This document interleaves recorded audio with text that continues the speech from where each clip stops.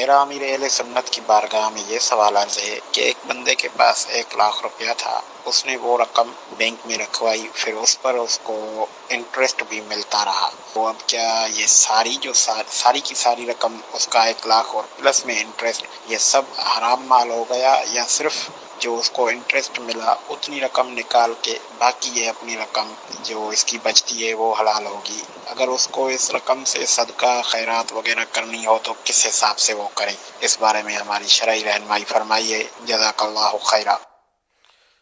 اللہم آمین بھیا۔ انٹرسٹ ابل تو لینا نہیں چاہیے، حرام ہے، جہنم میں لے جانے والا کام ہے۔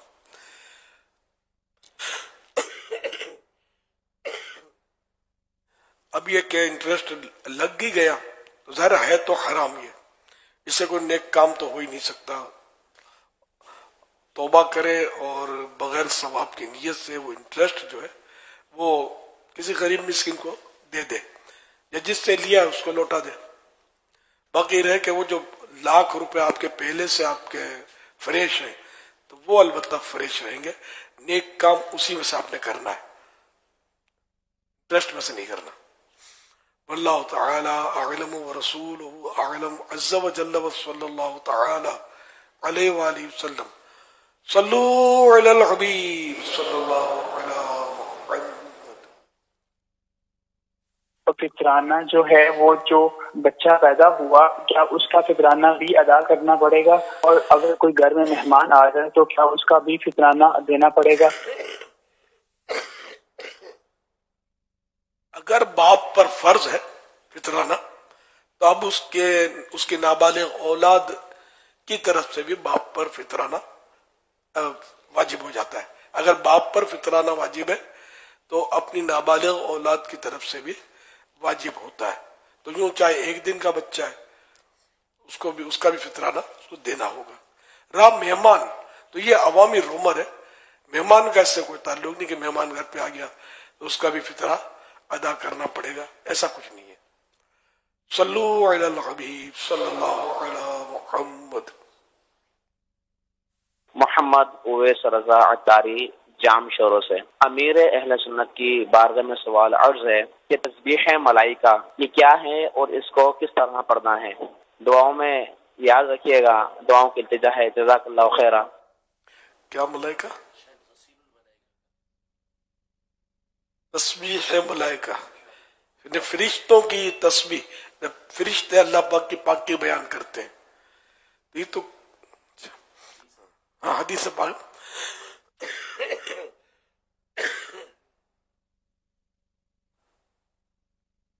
ایک صحابی رضی اللہ عنہ خدمت اقدس صلی اللہ علیہ وسلم میں حاضر ہوئے اور عرض کی، دنیا نے مجھ سے پیٹھ پھیر لی۔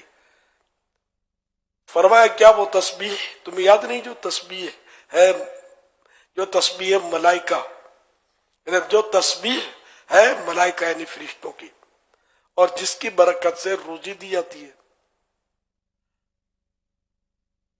خلق دنیا یعنی مخلوق آئے گی تیرے پاس ذلیل و خوار ہو کر، طلوع فجر کے ساتھ 100 بار کہا کر سبحان اللہ وبحمدہ سبحان اللہ العظیم وبحمدہ استغفر اللہ۔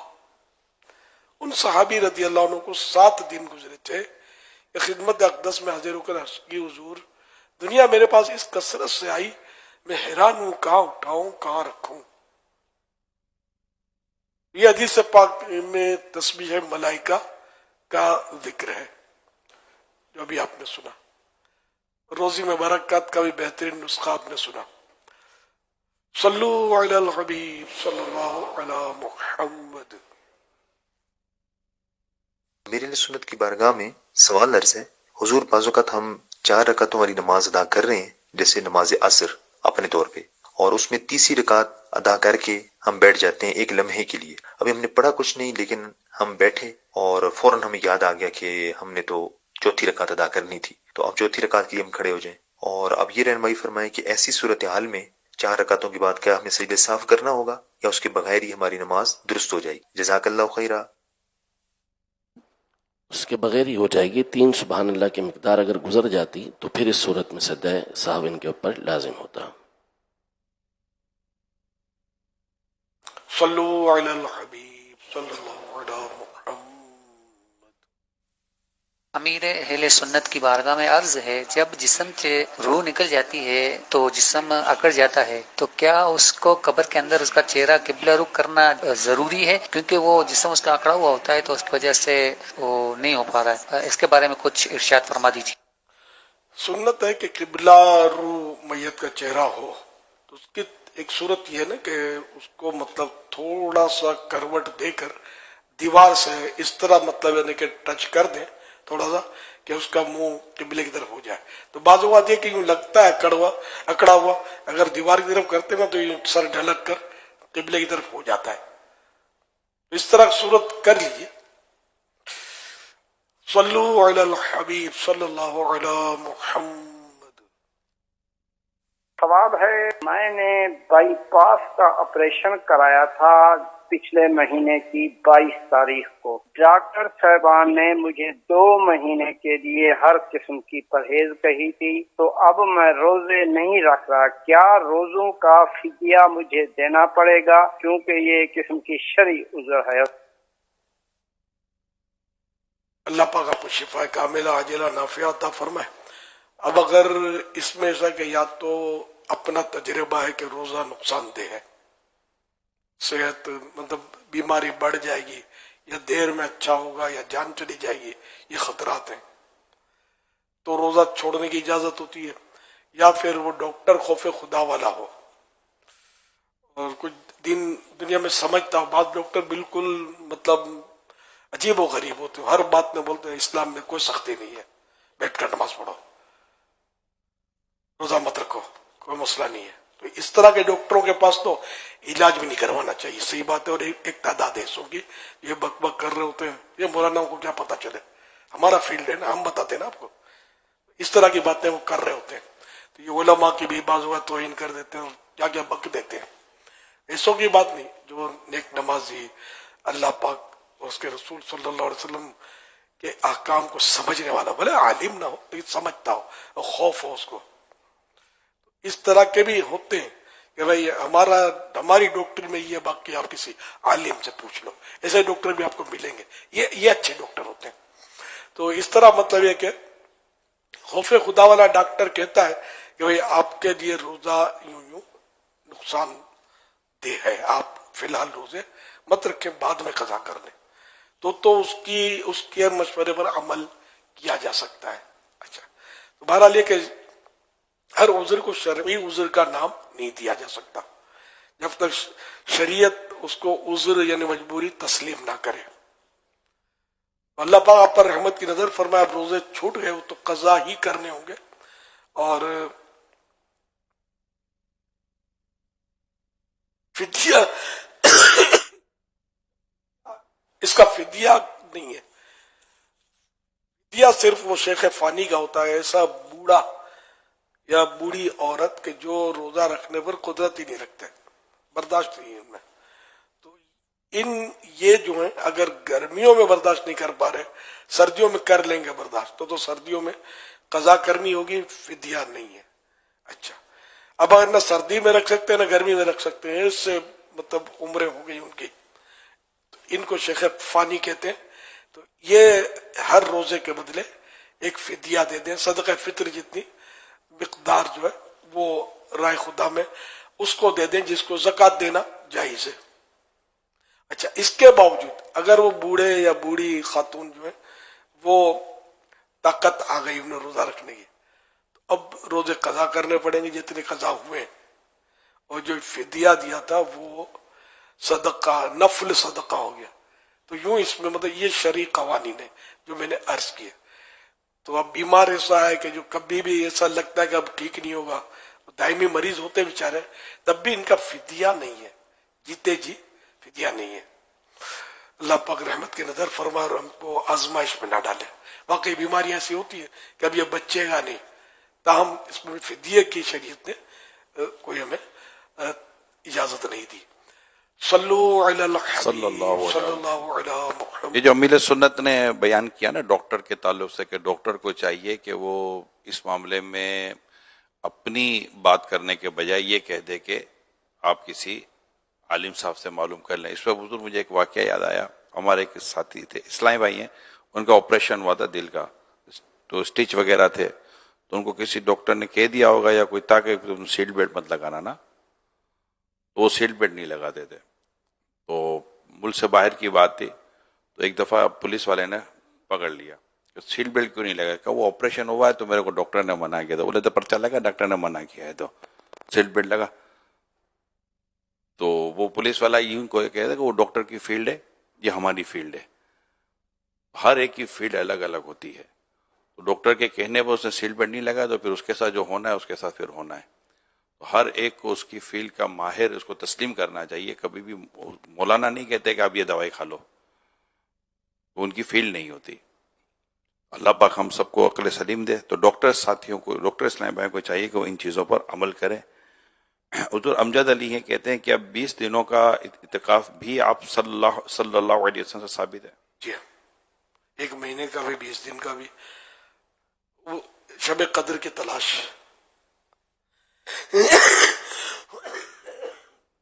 اچھا، یہ ارشاد فرمائے کہ سوال آیا کہ قبر یا مزار شریف کو بوسہ دینا کیسا؟ علماء منع فرماتے ہیں. اعلیٰ حضرت فرماتے ہیں کہ 4 ہاتھ جو ہے نا، 4 ہاتھ، یہ بیچ کی ہاتھ کی بیچ کی انگلی سے لے کر کونی تک یہ ہاتھ کہلاتا ہے، تقریباً آدھا گز، یعنی تقریباً 2 گز. یہ اولیاء کرام کے مزار سے دور رہنے میں ادب ہے. تو اب یہ کس میں، یہ تو جعلی عمر کا ادب ارشاد فرمایا، مزار کا بھی یہی ہے. تو وہ اولیاء کرام کے مزار سے، تو جب 2 ہاتھ دور رہنے میں ادب ہے تو چومنا یہ کب متصور ہے، کب اس میں چومنے کا تصور، اتنا جھک کر کیسے چومے گا؟ تو ادب یہ کہ دور رہے. اب اگر کوئی چوم لیتا ہے تو اس کو بھی گناہ گار ہم نہیں کہیں گے، لیکن بچنا چاہیے. آج کل ویسے بھی حالات ایسے ہوئے، کوئی چومے گا نا تو 4 آدمی یہ بولیں گے. اتنا مطلب ہے کہ 4 آدمی تو کوئی ایک آدھ آدمی جو تو سجدہ کر رہا ہے، لیکن اس کو پتہ ہی نہیں ہے کہ اپنے بچے کو بھی تو چومتا ہے بندہ، تو کون کہتا ہے کہ سجدہ کرتا ہے؟ بچہ مٹی میں چلا گیا، قبر بن گئی، اب اس کو چومے تو سجدہ کرتا ہے. عجیب منطق ہے. سجدے میں 7 ہڈیاں لگتی ہیں. منہ، اب منہ میں پیشانی اور ناک کی ہڈی آ گئی. 2 ہاتھ اور پاؤں کے 2 پنجے، 10 انگلیاں مڑ کر قبلہ روح ہوں سجدے میں. یہ گھٹنے، 2 پاؤں، 2 ہاتھ اور منہ، یہ 7 ہڈیاں ہو گئی. یہ اس میں سجدہ ہوتا ہے. لیکن اب بات صحیح بات میں بولتا ہوں، میں اتنے مزاروں پر گیا ہوں، آج تک میں نے کبھی میں نے اپنی بات کر رہا ہوں، میں نے نوٹ نہیں کیا کہ کسی نے پروپر سجدہ جو نماز میں سجدہ کرتے ہیں اللہ کو ہم، اس طرح کسی شخص نے کسی مزار کو 7 ہڈیوں پر سجدہ کیا ہو. میں نے کبھی نہیں دیکھا. کرتے ہوں تو غلط کرتے ہیں، معاذ اللہ کے سوا کسی کو سجدہ کرنا نہیں ہے. لیکن یہ کب ایک خالی ایسی افواہیں اڑ رہی، ہر بات کو سجدہ بولتے ہیں. کمال کی بات ہے، کمال کی بات ہے. اتنا ذہن خراب ہو گئے کہ پتہ نہیں کیا ہے. ایک مجھے چٹکلا یاد آیا، کسی نے مجھے کہا کہ یہ کیا تمہارے ساتھ لوگ شرک کرتے ہیں؟ میں نے کیا شرک کرتے ہیں؟ اور تمہارا کندھا چومتے ہیں. پھر بھیڑ میں ہوتا تھا نا تو اب کوئی چوم لیتا تھا. اچھا یار، اچھا ہوا تم نے پوچھ لیا تھا اپنا آدمی. میں نے کہا اچھا یار تم نے پوچھ لیا، یہ کیسے شرک ہو گیا یار؟ معاذ اللہ کو اللہ کا کندھا ہے جو چومنا عبادت ہے، جو میں اس میں تو خیر سمجھ گیا ہو. اگر نہ پوچھتا تو عجیب، مطلب اب پورا بچہ اٹھا کر چومو تو کوئی شرک نہیں ہے. اب کسی کا کندھے کو ہاتھ لگا کہ اپنا ہاتھ چوم لیا تو یہ شرک ہو گیا، اللہ کے ساتھ شریک کر دیا. خدا نہ خاصا اللہ تعالیٰ ہمارے جیسے جسم والا تو ہے بھی نہیں ہے. تو استغفر اللہ. تو یوں مطلب ہر بات میں کوئی کفر اور شرک، یہ پتہ نہیں یہ لوگوں میں کیا شیطان نے بٹھا دیا ہے. علم دین کی کمی کی وجہ سے یا مطلب کوئی جیلسی کی وجہ سے بعض لوگ افواہیں اڑا دیتے ہیں. اللہ پاک رحمت کی نظر فرمائے اور شرک کی شین کے نقطے سے بھی ہم کو بچائے. الحمدللہ ہم توحید کے ماننے والے، اللہ کو ایک مانتے الحمدللہ، اور اسی پر ہمارا خاتمہ ہو اللہ کرے ایمان و عافیت کے ساتھ. جو شرک ہے وہ شرک ہے، اس کو مانتے ہیں. ہر بات کو جو مطلب جو شرک نہیں ہے اس کو شرک کیسے مان لیا جائے، جو کفر نہیں اس کو کفر کیسے کہہ دیا جائے. صلو علی الحبیب صلی اللہ علی محمد. ہم مزارات پر جو اس طرح کا کوئی معاملہ کرتے ہیں تو آپ انہیں یہی سمجھا رہے ہیں کہ وہ اس طرح کا کوئی معاملہ نہ کریں؟ نہ بالکل نہیں. चूमे भी नहीं, और इस चौखट चूमते हैं बाज लोग, कदमों की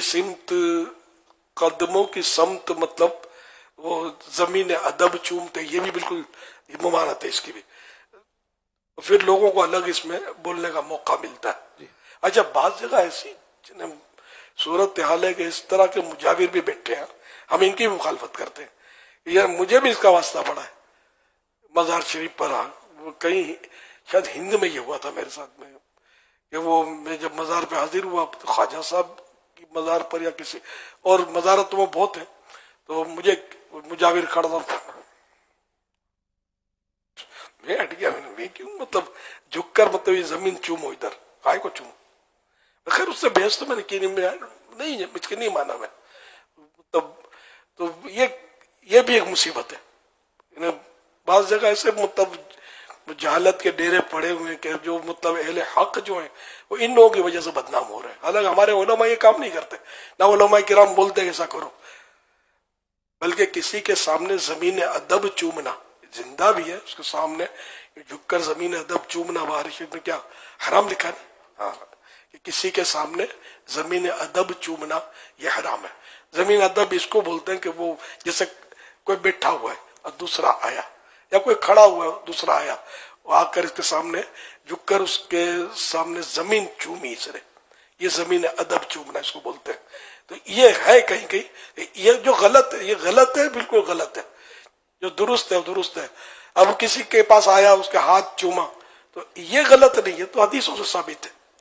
अगर वो चूमने के काबिल है और चूमा तो मुस्तहब है, सवाब मिलेगा इसको।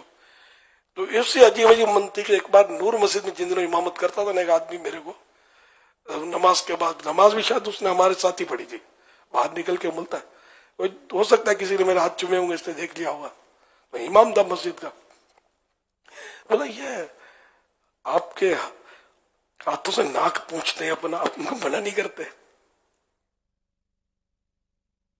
आप समझ गए होंगे इतना वो बिफरा हुआ था।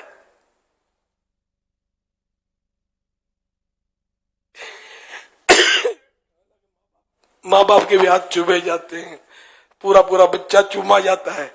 इंशाअल्लाह मौका मिलेगा हजर अस्वद चूमेंगे इंशाअल्लाह, सुन्नत से साबित है। तो बहुत से मुख्तलिफ होते हैं, बहुत से ताजीम होता है, या बुजुर्गों के हाथ चूमे जाते हैं, या माँ बाप के हाथ चूमे जाते हैं, दादा दादी नाना नानी नेक बंदों के हाथ चूमे जाते हैं, सादात किराम के चूमे जाते हैं, ये सब बहुत सारे ताजीम में आता है। माँ के तो कदम चूमने की हदीस से पाक है, जिसने माँ के कदम चूमे उसने जन्नत की चौखट को बोसा दिया, हदीस से पाक में। अब क्या लगाएंगे हुक्म, कदम झुके बगैर तो चूमेंगे नहीं, तो इसमें कोई नहीं है, जरूरत है।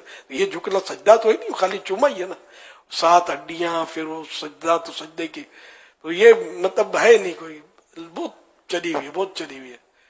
ताहम ये कि मज़ारात पर जब ये इस तरह के लोग इस्लाम से दूर करने वाले और मसलक अहले सुन्नत से दूर करने वाले लोग भी जब फिर रहे होते हैं, गलत फहमियां जिनको थोड़ा बहुत इनके टच में आ जाते हैं, बेचारों गलत फहमियां हो जाती है, तो ऐसों के ईमानों की हिफाजत के लिए भी हमें एहतियात ही करनी है और मज़ारत पर हाजिरी देनी है, तो दुआ वगैरह करके चूमना, ये इससे बचना है। अब ऐसे चूमने में तो इख्तलाफ तो है, आला हज़रत ने तो मना ही फरमाया। हम तो आला हज़रत इमाम अहमद रज़ा खान रहमतुल्लाह अलैह के पीछे पीछे अल्हम्दुलिल्लाह, मैं जिंदगी गुजर गया, पता नहीं कितने मज़ारत पर गया, मुझे याद नहीं पड़ता कभी मैंने मज़ार को चूमा हो, ये मुझे पता था, आला हज़रत का फतवा पढ़ा था मैंने, दाऊद इस्लामी से बहुत पहले की बात बता रहा हूँ।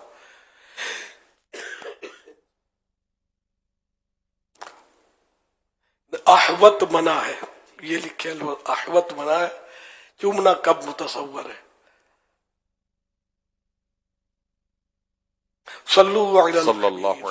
शाबान खान ये पूछना चाहते हैं, ये मकरूह तंजीही का क्या मतलब होता है? ये नापसंदीदा होता है। मकरूह तंजीही हदीस से साबित होता है, हम अपनी मर्जी से किसी को मकरूह तंजीह किसी काम को नहीं कह सकते, शरई इस्तिलाह है। मकरूह तंजीह मकरूह तहरीमी, इनके बीच में एक है इसाअत, ये तर्क सुन्नत मुअक्कदा पर ये हुक्म लगता है ना, बुरा किया। محمد مقبول پوچھ رہے ہیں کیا رمضان کے مہینے میں شادی کر سکتے ہیں؟ بالکل کر سکتے ہیں. راشد بٹ یہ معلوم کرنا چاہتے ہیں اگر شوہر کا بیرون ملک انتقال ہو جائے اور بیوی پاکستان میں ہو، پاکستان میت پہنچنے میں چند دن لگ سکتے ہوں، تو کیا اس صورت میں بیوہ کی عدت کب سے شروع ہوگی؟ تو وفات سے شروع ہوگی نا. وفات ہوتے ہی عدت تو شروع ہو گئی اس کی، چاہے شوہر کی لاش آئے یا نہ بھی آئے. ایک اور سوال ہے کہ ہم دو دوستوں نے آدھے پیسے ملا کر ایک سوسائٹی میں پلاٹ خریدا. اب میرا دوست اس پلاٹ کو بیچنے کا کہہ رہا ہے، لیکن میرا ارادہ فی الحال بیچنے کا نہیں ہے اور نہ ہی میں اس کا حصہ خرید سکتا ہوں. کیا مجھ پر اس کی بات ماننا لازم ہے؟ بیچنے کی نیت سے خریدا تھا. یعنی اصل میں دو دوست مل کے پارٹنر آپس سے پیسے ملا کے جگہ لے لیتے ہیں. اب ایک کو بعد اوقات ہوتا ہے کہ یار میرے کو نہیں رکھنا ہے، مجھے پیسے چاہیے، تو یار اپنے پلاٹ بیچ دیتے ہیں. تو دوسرا اس کے لیے تیار نہیں ہے کہ نہیں مجھے نہیں بیچنا، تو اس میں بعد اوقات دوسرا پارٹنر آفر کرتا ہے کہ ٹھیک ہے تو یہ بیچنا نہیں ہے تو میرا ایسا تو خرید لے، مجھے پیسے چاہیے. تو وہ بولتا ہے میں خریدنے کی بھی میری پوزیشن نہیں ہے، تو اب وہ ہے میرا پارٹنر. اب ایسی صورت میں میں کیا کروں؟ یعنی کہ ماننا ضروری ہے میرا اپنی پارٹنر کی بات؟ ضروری تو نہیں ہے ماننا، ظاہر ہے اس کے پاس گنجائش ہی نہیں ہے تو وہ کیسے خریدے گا. اور دوسرا یہ کہ بیچنا اس پر لازم نہیں ہے، تو یہی ہو سکتا ہے کہ کسی اور کو وہ اپنا حصہ بیچ دے. باقی اس کے علاوہ اس میں بھی ایشوز آتے ہیں. وہ بولے میں فلاں کو اپنا حصہ بیچنا چاہتا ہوں، تو اس کا پارٹنر اس کے لیے تیار نہیں ہوگا کہ نہیں یار میں اس کا پارٹنر کیسے بنوں گا. ہاں تو وہ تو حق کے شفا ہوتا ہے جب وہ خود ہی ختم کر رہا ہے اپنا حق، کہ اس کو پیشکش تو کر رہے ہیں نا کہ تم لے لو. اب وہ نہیں لے رہا تو پھر وہ دوسرے کو بیچ سکتا ہے. ٹھیک ہے. نادر احمد کہتے جمعہ کا خطبہ کس انداز سے بیٹھ کر سننا حدیث سے ثابت ہے؟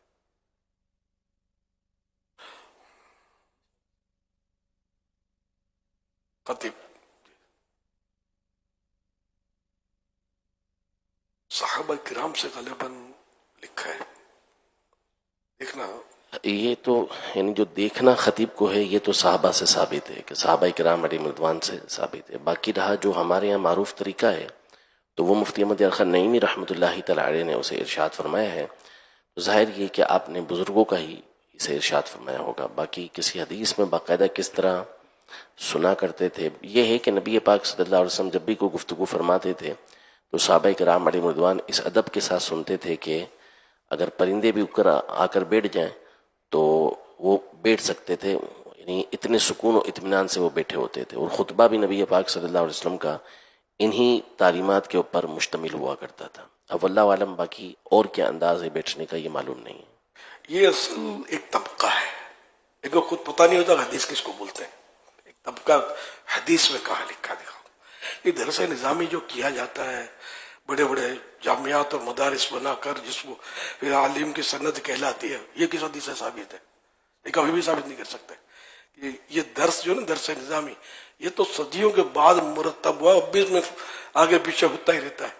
اور پھر اس کو مطلب درس نظامی کی سند دیتے ہیں. یہ سند کس حدیث سے ثابت ہے؟ صحابہ کرام میں سے کس صحابی نے سند حاصل کی تھی؟ یہ قرآن کریم خوبصورت چھپ کر جو یہ ہم تلاوت کرتے ہیں، اگر کوئی عقلی دلیل تو عقلی دلیل، تو یہ عقلی بھی دلیل ہے اور مطلب آپ کے سامنے جو کچھ ہے وہ دینی دلیل یا جو بھی کہو. قرآن کریم کی تلاوت اس کے بغیر ہم کر ہی نہیں سکتے. چھپا ہوا ہی کر سکتے ہیں تلاوت. پہلے چمڑے پر پتوں پر لکھا جاتا تھا، اسی قرآن پر پڑھنا چاہیے. تو کس حدیث سے ثابت ہے؟ کس صحابی کریم نے، صحابہ کرام میں سے کس نے پریس لگایا تھا اور پریس میں قرآن کریم چھاپا تھا؟ حدیثوں کی تدوین جو خود حدیث آپ مانگ رہے ہیں، حدیثیں کس صحابی نے جمع کی یہ بتا دیں. یہ امام بخاری کی مشہور کتاب بخاری سے حوالہ دو. بخاری نہ صحابی تھے، نہ تابعی تھے، نہ تبع تابعی تھے، نہ تبع تابعی تھے. تو بات صدیوں کے بعد کے بزرگ ہیں جن کی کتاب کی آج دلیل مانگے تھے کہ اس کتاب میں دکھاؤ. تو بخاری سے دلیل مانگنا یہ کس صحابی کی سنت ہے؟ مطلب کمال ہے، ایک دماغ میں بیٹھ جاتا ہے. اپنے علماء جو بیان کرتے ہیں ایتھینٹک جو علماء ہیں کی بات ماننی چاہیے. ان کے لیے تو حدیث پاک موجود ہے، البرکت مع اکابرکم، برکت تمہارے بزرگوں کے ساتھ ہے، تمہارے بڑوں کے ساتھ ہے. تو اس میں اگر علماء بھی ہمارے بڑے نہیں ہیں تو کون بڑا ہے؟ اس طرح مطلب یہ کہ جو بزرگوں کا فرمان ہوتا ہے، علماء کا فرمان ہوتا ہے، وہ مان لینا چاہیے. ہر عالم کو ہر وقت ہر حدیث یاد ہو یہ ضروری نہیں ہے. میں نے ایک بار شروع میں بیان کیا تو کوئی مطلب ایسے شخصیت لگتے تھے، وہ کچھ ان کے دو چار ان کے پیچھے بھی تھے. شروع کی دعوت اسلامی کی بات کرتا ہوں، جو مجھے آزمائشیں ہوتی تھی نا، ان میں سے ایک یادگار واقعہ ہے. تو میں نے وہ داڑھی کا مسئلہ بیان کیا کہ داڑھی رکھنی چاہیے ایک مٹھی، تو ایک مٹھی سے گھٹانا یا منڈانا حرام ہے. اچھا، وہ شخصیت بھی داڑھی منڈی تھی، لیکن شخصیت کہنے کو کہ 4 آدمی ان کے ساتھ تھے. اب جب میں نے بیان کر لیا تو وہ شخصیت نے مجھے پکڑا، گھیر دیا ان لوگوں نے. بغیر بول وہ شخصیت رہی تھی مجھ سے، کس کتاب میں لکھا ہے کہ داڑھی منڈانا حرام ہے؟ شراب حرام ہے، جوا حرام ہے، داڑھی منڈانا حرام کس کتاب میں لکھا؟ میں نے کہا کتاب تم میں ساتھ تھوڑی لائے ہوں، اب بھی دکھاؤ میرے کو کتاب، کس کتاب میں حرام. اب میرے پاس آپ لوگ تو ہوتے نہیں تھے کہ جو ان کو جواب دیتے سمجھے. میرے کو گھیر لیا وہ لٹھ چھاپ کو میں جواب دوں کیسے؟ لٹھ باتیں لگا بھی کتاب دکھا. تو یہ مطلب وہ وقت بھی گزر گیا جب میرا تھا، میں پیچھے نہیں ہٹا، میں تو کرتا تھا. مجھے تو کبھی کبھی ایسا بھی ہوا مسجد سے نکال دیا بیان کرنے سے، تو الحمدللہ میرا حوصلہ مضبوط تھا. یہ مبلغین کے لیے اس میں تسلی ہے کہ آپ کے ساتھ بھی ہوتا ہوگا ایسا، ہمت نہیں آ رہا، ثواب ملے گا.